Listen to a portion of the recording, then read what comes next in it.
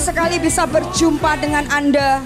Meskipun secara pribadi saya hatinya campur aduk, saudara. Ada sukacita, ada semangat. Tetapi kalau mau jujur, ada sebuah kesedihan di dalam hati. Sampai tadi pagi. Gak ngerti saudara, boleh kan? Kita kan masih manusia. Dagingnya masih ada. Tapi jujur saya merasa sungguh kehilangan pahlawan iman yang satu ini, yaitu saudara Ardi, yang beberapa hari kemarin dipanggil pulang oleh Tuhan. Bukan dalam waktu yang lama, tapi dalam waktu yang singkat. Sempat mendampingi dari rumah sakit ketika dipanggil Tuhan, waktu dimandiin, sampai kemarin tutup peti sampai penguburan yang ada. Jujur saudara, sangat kehilangan. Tadi aja diantar oleh seseorang dan ada orang yang naik sepeda. Saya cuma ngomong, dia juga kadang kala naik itu. Jujur saudara, ngerasa kehilangan sekali. Tadi waktu di make up sendiri, biasanya saya heboh gitu saudara. Rasa di hati, aku rasa kehilangan dia. Kami semua rasa kehilangan dia. Tapi saya bangga dengan pribadinya. Meskipun Tuhan punya maksud yang lain, tapi saya sungguh bangga. Karena buah di dalam kehidupannya dan buah di dalam imannya tidak bisa dipungkiri. Kemarin dari hari dia sakit, kemudian meninggal, kemudian hari penghiburan pertama, kedua, sampai diantar saudara jasadnya untuk dikuburkan. Full banget. Artinya dari situ Tuhan ngomong, dia bukan hanya disukai oleh banyak orang. Karena detik dia disukai oleh Tuhan, maka dampaknya adalah dia disukai oleh banyak orang. Bahkan gereja akan membuatkan sebuah klip tentang pahlawan iman ini. Nanti belum jadi, kami sedang menyiapkan resources-nya dan akan dibuat sebuah klip. Dan dari situ saya tadi di belakang cuma ngomong kayak gini. Biarkan jangan cuma Ardi yang menorehkan sesuatu dan membawa dampak bagi banyak orang. Bahkan kami pun para pemimpin ngerasain kehilangan dia. Tapi aku berdoa, Tuhan, biarkan jemaatmu yang disebut jemaat gereja Mawar Sharon, ketika mereka nanti dipanggil pulang oleh Tuhan, dampak yang sama dinikmati sama seperti Ardi. Karena apa?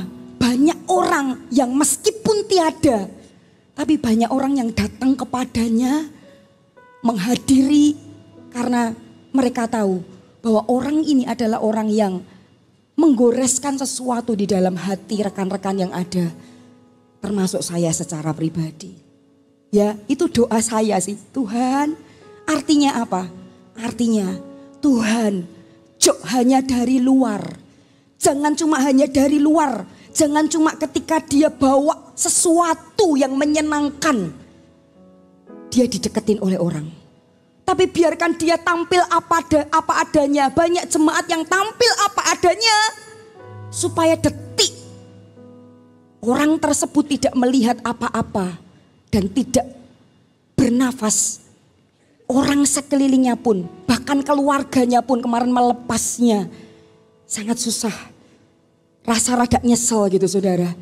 Tetapi Tuhan punya maksud yang lain. Tetapi doa saya secara pribadi tadi waktu di belakang, aku berdoa, termasuk aku ya Tuhan. Dan aku pengen seluruh jemaat ya Tuhan. Ketika mereka nanti dipanggil oleh Tuhan, ada sebuah kata yang tertoreh. Aku sudah menyelesaikan pertandingan dengan sebuah kemenangan. Dan dampak iman dan buah-buah yang ada dirasakan oleh banyak orang. Kan ada orang kan kalau umpamanya di kedukaan, ya wis mati ya, biarinlah matilah, datang pokoknya ngikut ibadah lah. Kemarin saudara, dari ujung ke ujung, 3 hari berturut-turut, keraing semua. Karena kami tahu dia menorehkan sesuatu yang sungguh berarti. Saya pribadi bersama Pastor Thomas bisa dekat dengan banyak jemaat. Bisa connect, bisa happy, bisa sukacita. Karena pribadinya juga.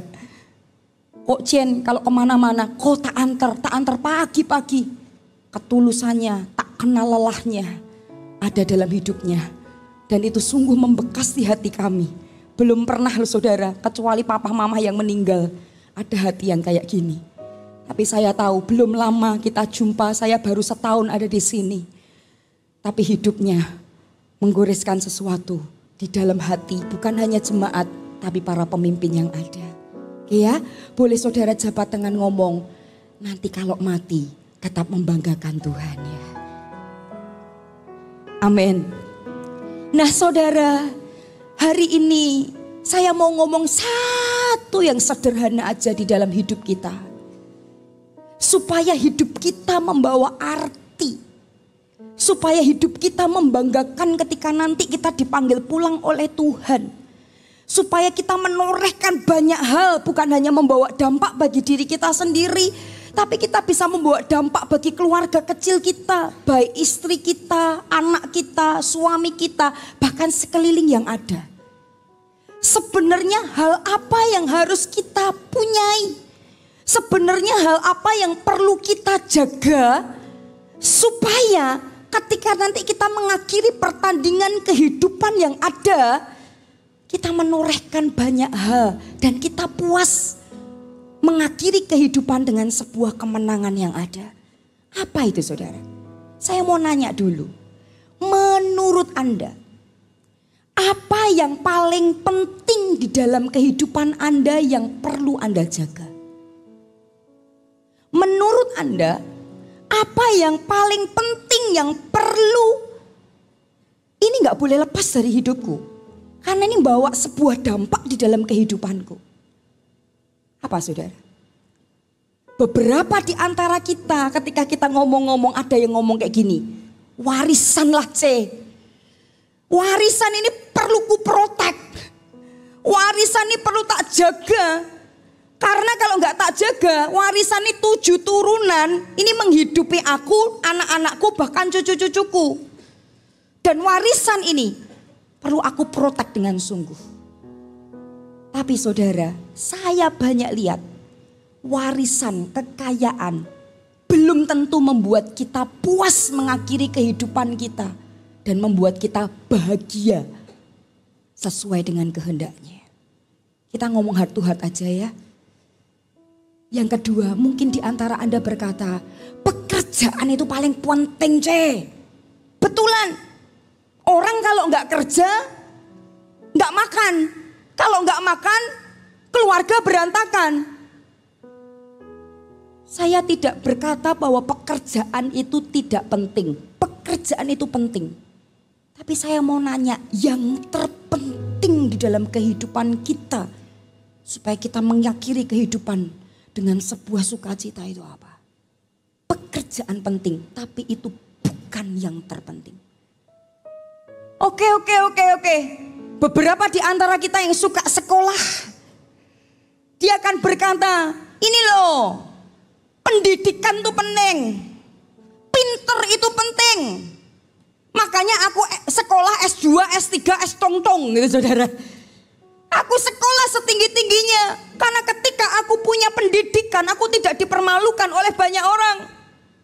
Ketika aku punya ilmu, aku pandai, aku bisa ngomong ke orang nyambung terus, aku tidak akan dipermalukan oleh banyak orang. Yes, itu penting.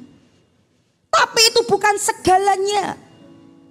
Dengan kau memperoleh pendidikan, belum tentu kau memperoleh segalanya. Belum tentu kau memperoleh damai sejahtera. Belum tentu kau memperoleh sukacita. Banyak sekarang orang-orang yang berpendidikan tinggi juga pengangguran. Karena perlu yang satu ini saudara. Karena ketika kita mendapatkan yang satu ini, maka segala apapun yang Tuhan percayakan dalam kehidupan kita, kita akan bisa meraihnya. Bahkan ketika saya renungkan ini, Tuhan ngomong kayak gini, bahkan aku pingin setiap orang yang mengaku bahwa dia percaya kepadaku, dia bisa memahami hal ini. Dia bisa tahu bahwa hal ini tuh terpenting dalam hidupnya. Dia tidak, coba sekarang saya nanya. Ketika kita hidup, kadangkala kita punya mimpi. Kita punya rencana. Kita punya angan-angan. Masuk gereja semangat 45 kan. keluar, oke, aku akan garap A, B, C, D, E. Tapi saya percaya banyak di antara kita setelah seminggu kemudian atau 4 hari kemudian, angan-angan, mimpi, kerinduan itu kadangkala fail di tengah jalan. Sampai satu saat kita keluh, kita lelah. Wes lah, gak usah punya mimpi, gak usah punya harapan, gak usah punya rencana, gak usah punya visi yang terlalu muluk-muluk lah. Podo wae kelihatannya gini-gini aja. Ya udah, yang penting hidup. Bahkan saya sangat menyesali kalau orang-orang Kristen, orang-orang percaya juga berpikir yang sama. Yang penting aku ke gereja, yang penting aku pelayanan, yang penting aku sudah diangkat menjadi leader, yang penting aku hari ini melayani beberapa orang, cukup. Padahal ada janji Tuhan, ada rencana Tuhan, ada mimpi Tuhan, ada keinginan Bapa di surga kepada dirimu. Supaya hal itu bisa terjadi dalam kehidupan kita. Supaya kita bisa menggapai dari plan A ke plan B, ke plan C, ke plan D. Tetapi hal itu rasanya cuma berhenti sampai di angan-angan. Dan tidak menjadi kenyataan di dalam kehidupan kita. Kalau Anda pandang diri Anda kurang apa mungkin? Beberapa di antara kita mungkin enggak, papa mama kita enggak kurang-kurangnya untuk menyekolahkan kita. Yang tadi saya ngomong S1, S2, S3, S4, enggak tahu ada enggak? Enggak kurang-kurangnya.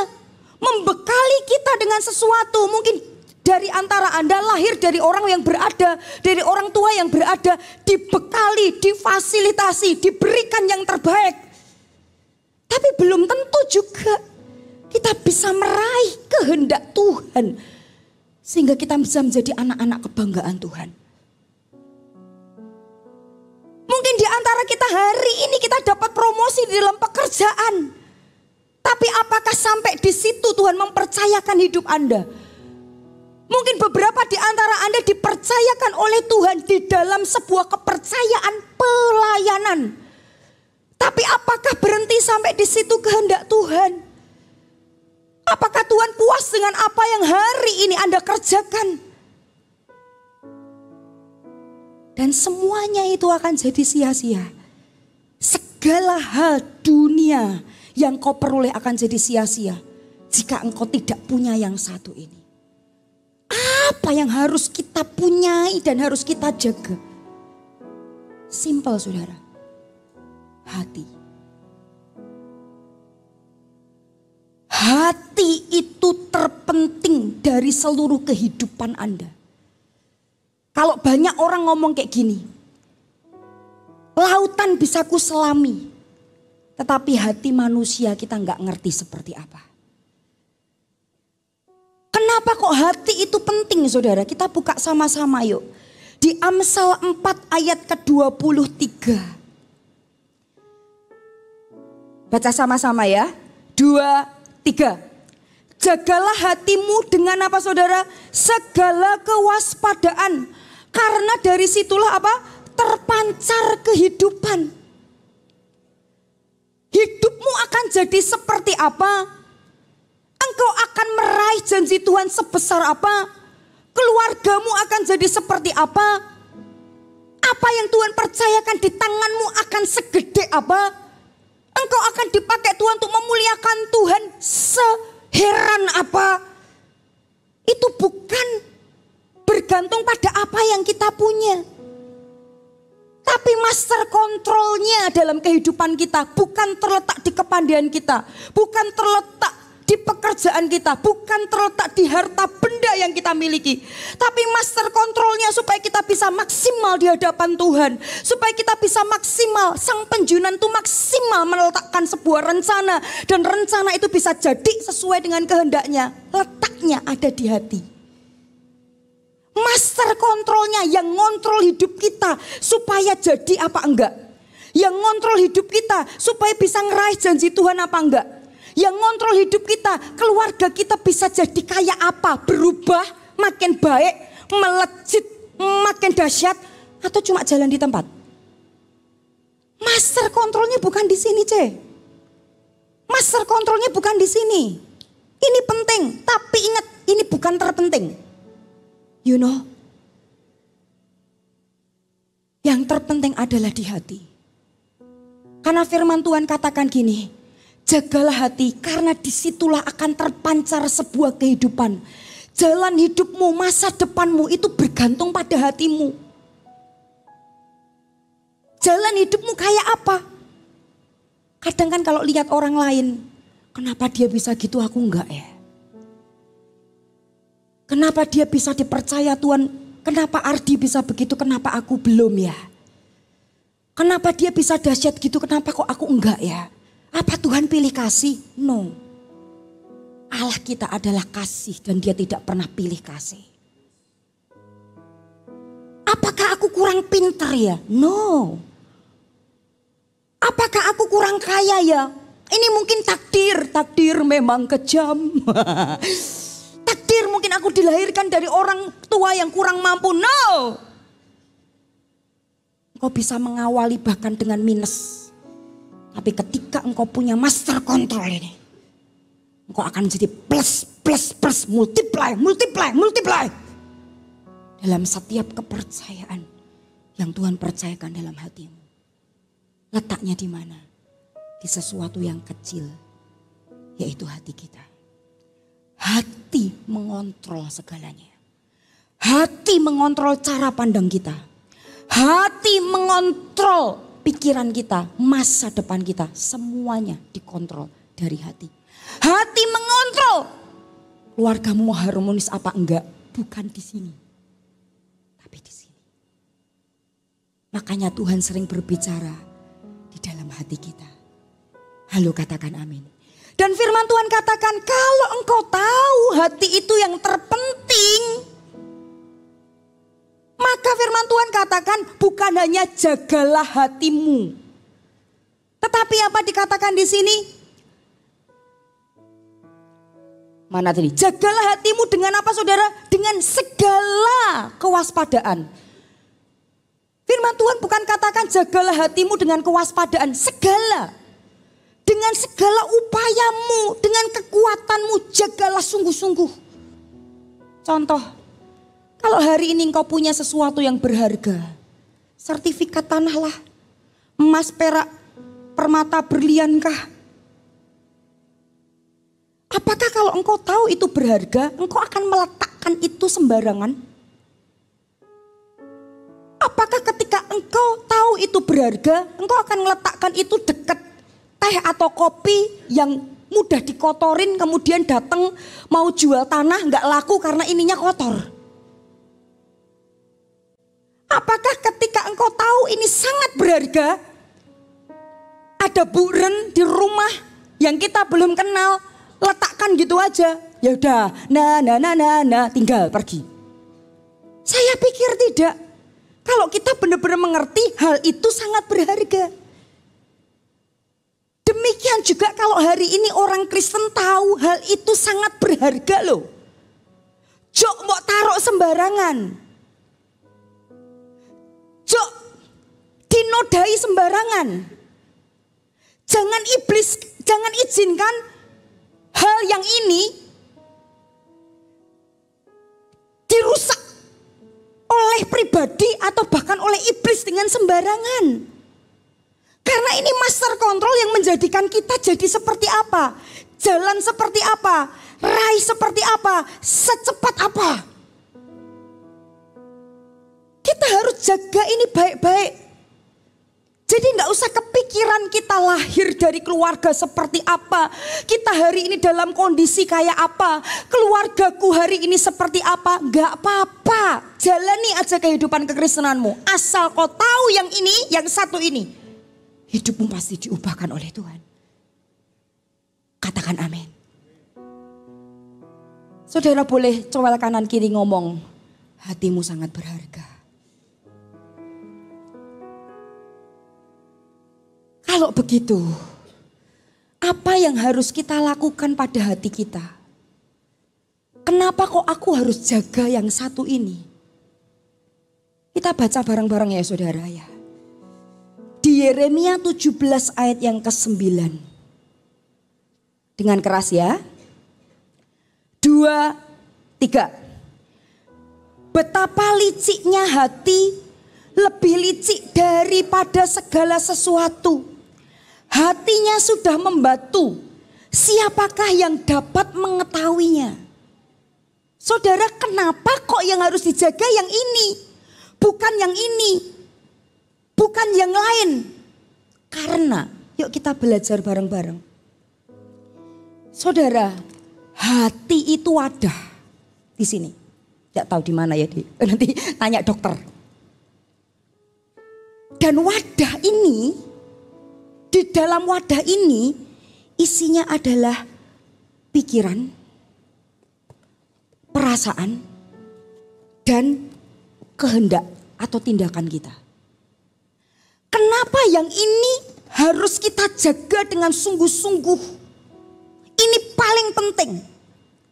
Karena kalau yang ini kotor, maka saudara, pikiran kita pasti akan kotor.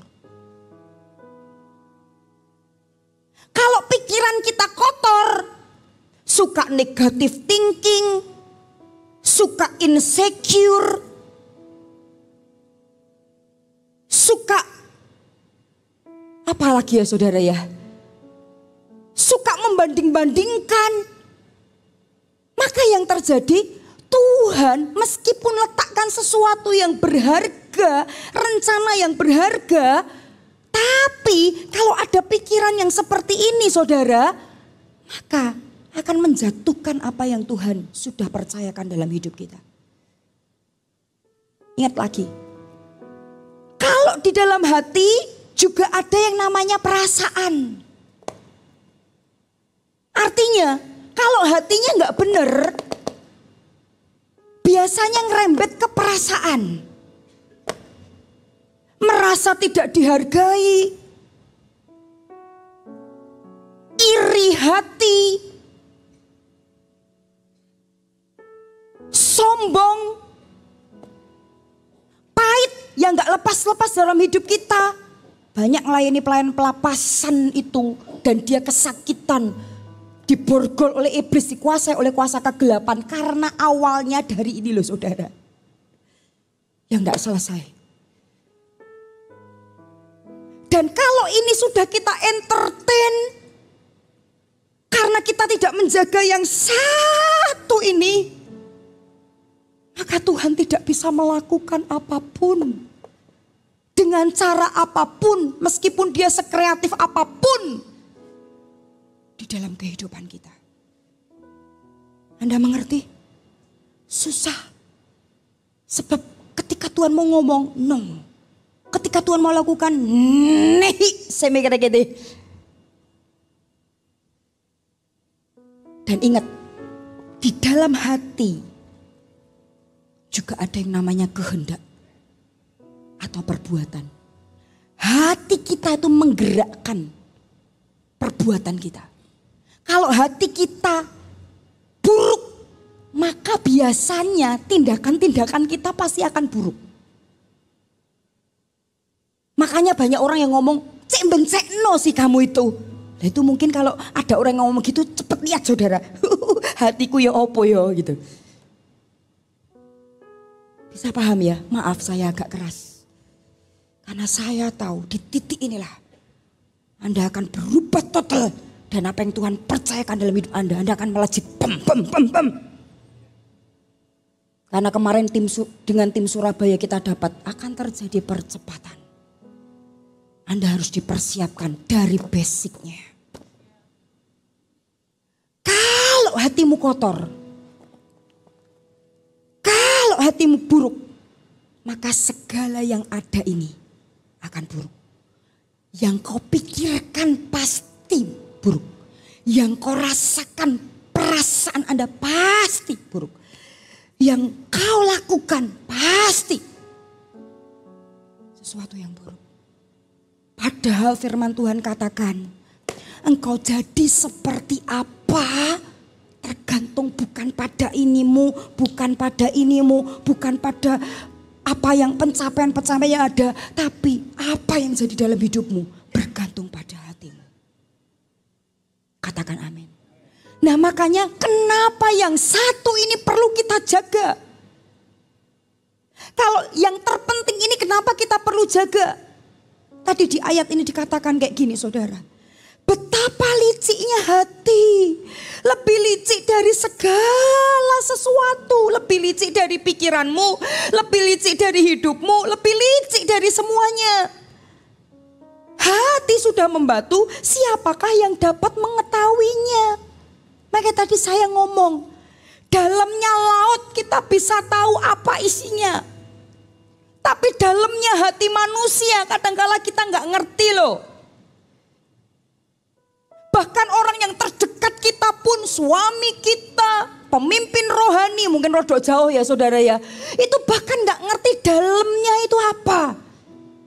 Makanya seringkali hamba Tuhan berkata pertumbuhan, kepercayaan, percepatan yang akan terjadi dalam hidupmu bukan bergantung pada sekelilingmu, tapi bergantung kepada hidupmu pribadi dan bergantung kepada Allah. Sebab Allah yang membuat hati itu dan kita yang mengetahui kualitas hatiku. Hatiku ini dalam kondisi apa? Anda bisa paham ya? Dan firman Tuhan katakan, kenapa kau perlu jaga sungguh-sungguh yang satu ini? Boleh kau sakiti pikiranku, boleh kau sakiti dagingku, boleh kau sakiti perasaanku, tapi no! Jangan kau sakiti, jangan kau toreh, jangan kau nodai yang satu ini. Why? Karena firman Tuhan katakan, karena hati itu licik, lebih licik dari apapun.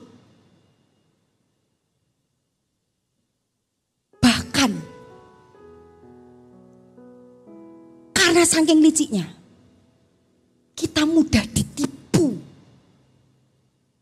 Kita diliciin oleh hati kita sendiri loh. Dengan cara kita merasa baik-baik aja. I'm fine, you know. Ke gereja dengan masuk dengan bangganya, I'm fine. Muncrat saudara. Tapi Anda lihat, Anda fine. Tapi yang tahu tuh sana dan diri Anda. Sungguhkah Anda fine? Kalau Anda nggak fine, biasanya Anda tidak membuahkan sesuatu lagi, mandek di dalam kehidupan Anda. Contoh, I'm fine. Tapi mungkin di dalam hati Anda itu, sorry ya, ada kesombongan di dalam hatimu. Sombong itu ada dua loh bu. Sombong keluar. Siapa lo? Itu sombong keluar. Sombong ke dalam. Siapa Tuhan dalam hidupku? Minder. Kelihatannya kita baik-baik.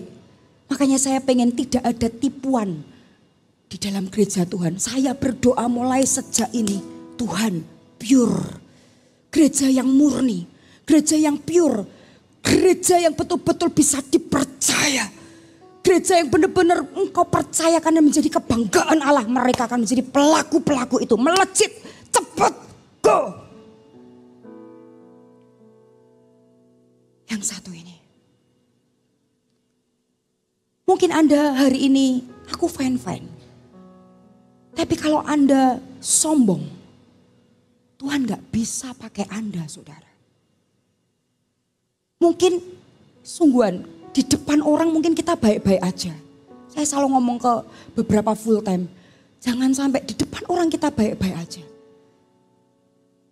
Tapi sesungguhnya ada sesuatu yang menghambat bottleneck. Pintu itu ditutup oleh Tuhan sendiri. Why? Karena tadi.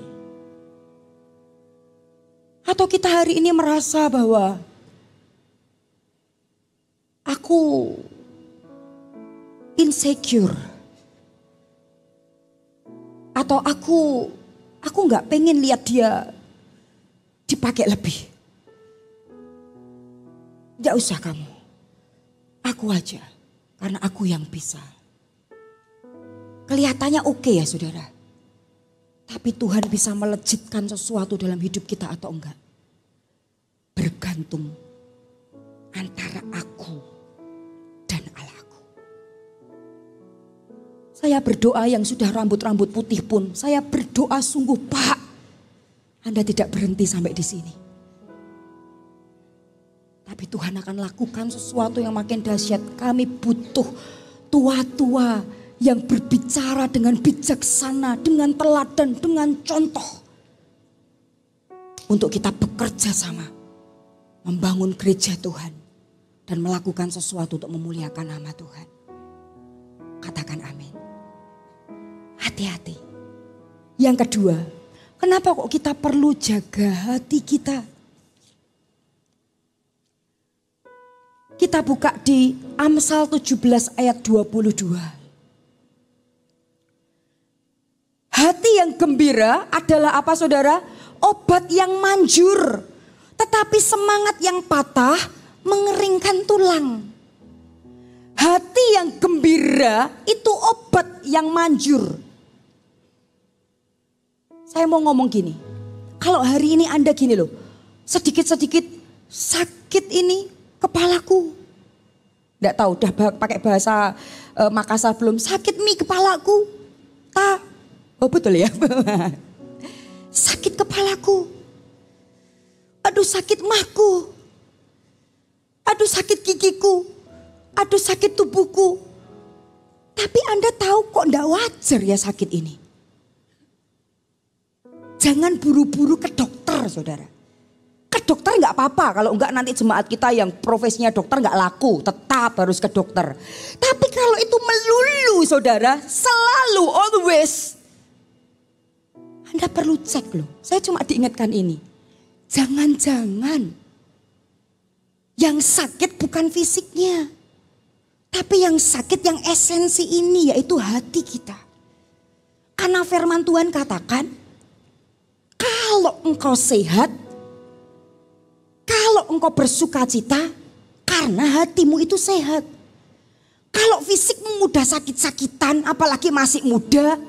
Saya gak sekuat dulu. Sudah 40 something betulan. Khotbah 4 kali sudah tinggal aminnya aja saudara. Ini persiapan juga cepat-cepat karena sudah lelah kemarin Surabaya, mondar-mandir, lihat Ardi dan lain-lain. Tapi coba lihat kenapa dia kok umurnya sama tetap strong ya. Tapi kenapa kok aku kerasanya sakit-sakitan ya. Perlu dicek. Jangan-jangan ada hati yang perlu disembuhkan dulu. Bukan fisiknya dulu. Katakan amin. Dan ini bukan hanya berbicara tentang kesehatan jasmani.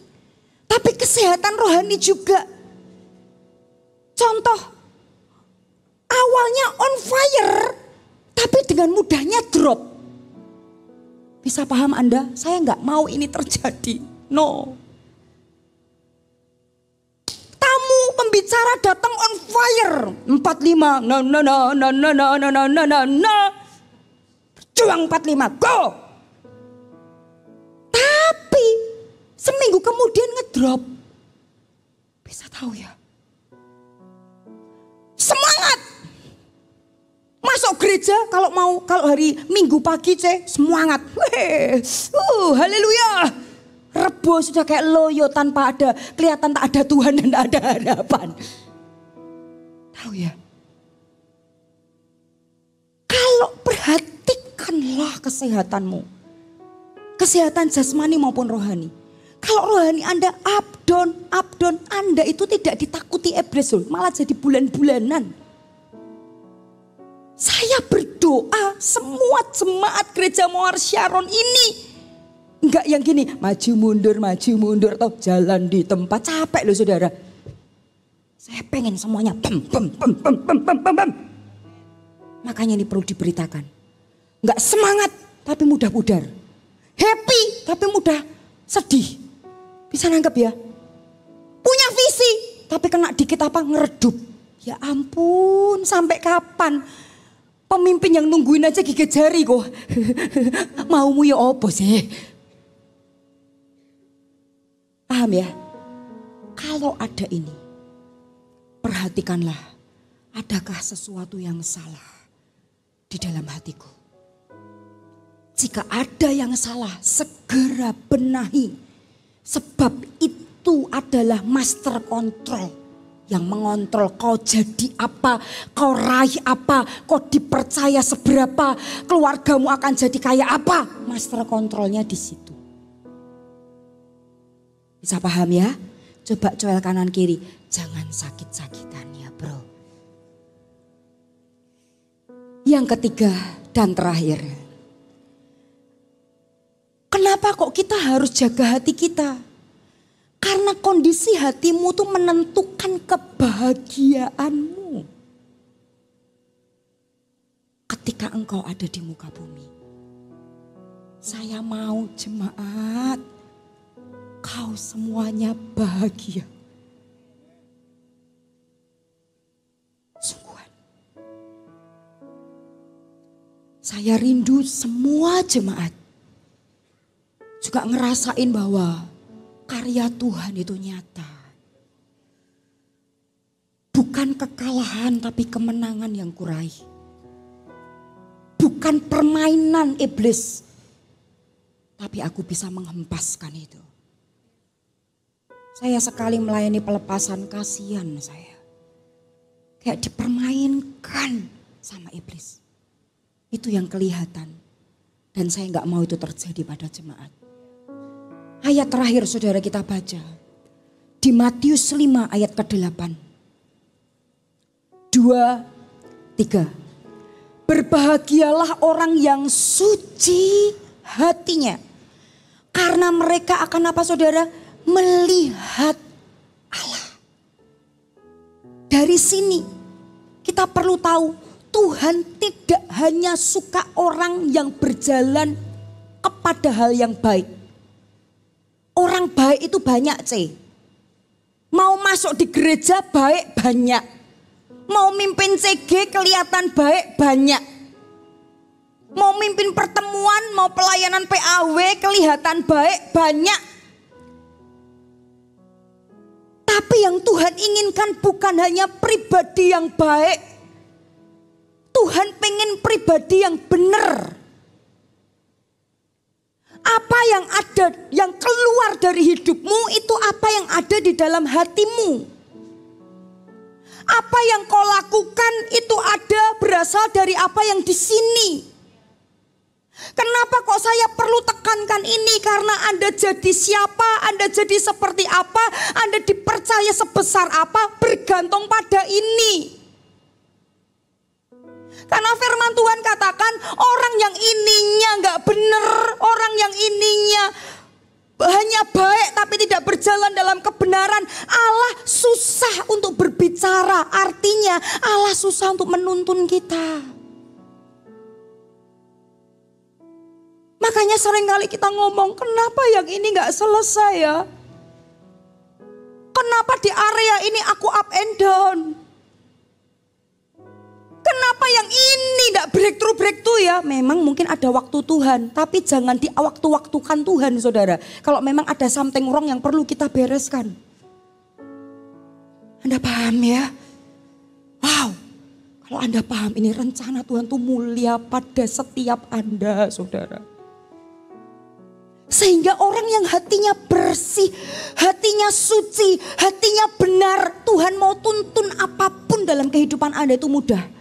Kau hari ini sedang bergumul apa? Kau bergumul tentang keluarga Anda. Kau bergumul pada diri Anda sendiri. Yang aku kok gak disukai oleh suamiku ya. Aku kok gak disukai oleh banyak orang ya. Kok aku kayak gini ya. Kalau Anda sedang bergumul apa? Mungkin beberapa di antara Anda, aku sedang bergumul. Kenapa setiap apapun yang Tuhan percayakan loose gitu aja? Dan aku butuh tuntunan Tuhan, tapi aku sampai sekarang gak denger lagi, gak ngerasain lagi Tuhan tuntun tuh seperti apa sih? Tuhan buka jalan tuh seperti apa sih? Tuhan ngomong tuh seperti apa sih? Sehingga rasanya mentok, gak ada kreativitas, gak ada iman, segalanya buntu. Padahal Tuhan ngomong, kalau inimu benar, maka aku Allah yang dengan mudah untuk engkau bisa melihat wajahku. Artinya engkau akan melihat wajah Tuhan dan Tuhan akan menuntun kehidupan kita. apapun itu yang kita butuhkan, Tuhan akan menuntun hidup kita. Katakan amin. Ayat terakhir deh. Satu aja terakhir. Saudara, di 2 Korintus 3 ayat 16 saya baca untuk Anda.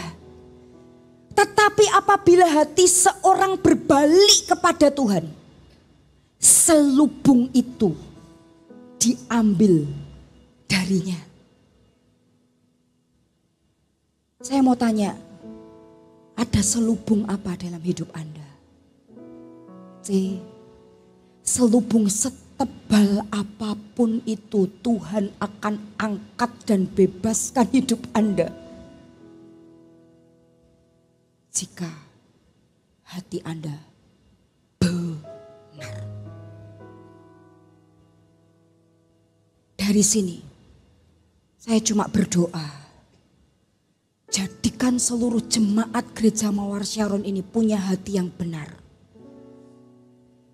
Supaya selubung yang ada itu dilepaskan dan Tuhan bisa percayakan, dan apapun yang Tuhan percayakan pasti jadi di tangannya. Nanti Anda akan happy melihat buah-buah dari apa yang Anda lakukan sendiri bersama dengan Tuhan. Pemimpin ini kan menolong aja supaya kita lebih baik. Tapi yang menjadikan kita adalah Tuhan dan keputusan hati kita sendiri. Katakan amin. Habis ini kita akan banyak nyembah Tuhan. Saya kemarin ngomong sama mereka, firman aku bagikan, tapi biarkan Tuhan berkarya sendiri. Anda komitmen dewek dengan hatimu. Bukan karena ditantang-tantang. Gak bisa saudara, Anda mengandalkan terus tantangan pemimpin apa-apa. Saya ngelihat gak bisa. Engkau mau berubah, itu bergantung pada keputusanmu. Katakan amin. Engkau mau melejit bergantung pada keputusanmu. Amin. Biarkan siang hari ini Tuhan tilik hati kita. Yang sudah baik Tuhan switch jadi benar. Supaya apapun yang Tuhan percayakan jadi di tangan kita.